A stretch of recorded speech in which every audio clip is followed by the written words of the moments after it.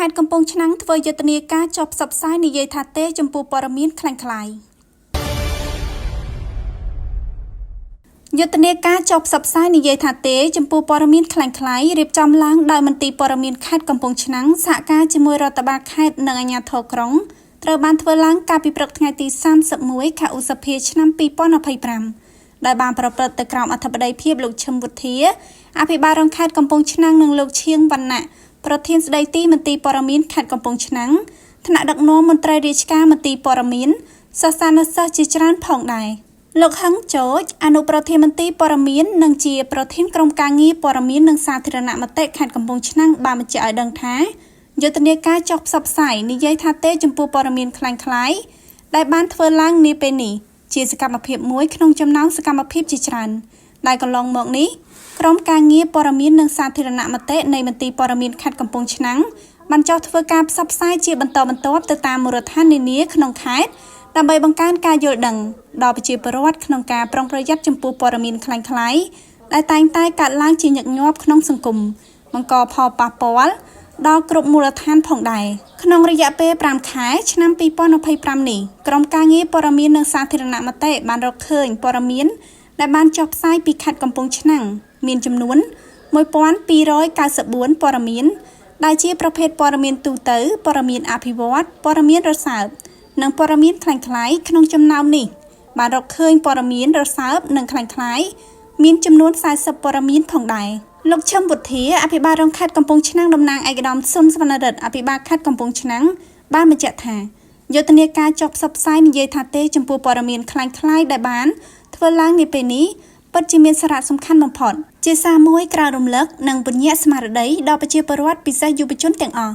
រាល់ពេលប្រើប្រាស់បណ្ដាញសង្គមត្រូវគិតដល់គ្រោះថ្នាក់នៃព័ត៌មានคล้ายៗដែលអាចកើតឡើងក្នុងសង្គមបច្ចេកវិទ្យាដែលកើតឡើងនៅព័ត៌មានคล้ายបន្លំព័ត៌មានបំភ្លៃនិងព័ត៌មានភ័ន្តច្រឡំឆ្នាំងរបស់យើងបានរៀបចំធ្វើពិធីផ្សព្វផ្សាយនៅព័ត៌មានប្រឆាំងព័ត៌មានคล้ายៗដែលស្ថិតនៅក្នុងដែនសមត្ថកិច្ចនៃខេត្តកំពង់ឆ្នាំងរបស់យើងនេះតាមពិតទៅគឺ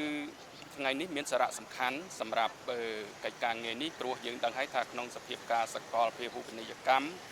នៃ Digital នេះគឺបច្ចេកវិទ្យាបញ្ញាសិប្បនិម្មិតបច្ចុប្បន្ននេះវាចំណុចទី1គឺថាមានភាពវិវត្តរីកចម្រើនល្អហើយចំណែកមួយទៀតបើសិនជាយើងប្រើប្រាស់នៅប្រព័ន្ធនេះមិនបានល្អទេវាធ្វើឲ្យប៉ះពាល់ទៅដល់សន្តិសុខសម្រាប់ធ្នាប់សេដ្ឋកិច្ចសង្គមអញ្ចឹងបានថារយៈកាលកន្លងមកនេះយើងឃើញហើយថាអ្នកប្រើប្រាស់បណ្ដាញព័ត៌មានសង្គមខ្លះក៏ប្រើចំទៅនឹងភាពពិតនៃព័ត៌មានពិតប្រាកដហើយមួយចំនួនទៀតក៏ប្រើប្រាស់ព័ត៌មានដែលមិនពិតធ្វើឲ្យបំពុលដល់សង្គម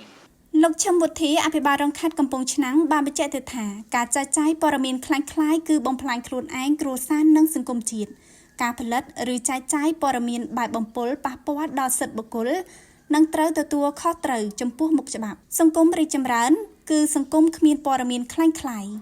យើងជាពលរដ្ឋ Digital ល្អត្រូវចេះប្រើប្រាស់បណ្ដាញសង្គមដោយការទទួលខុសត្រូវដើម្បី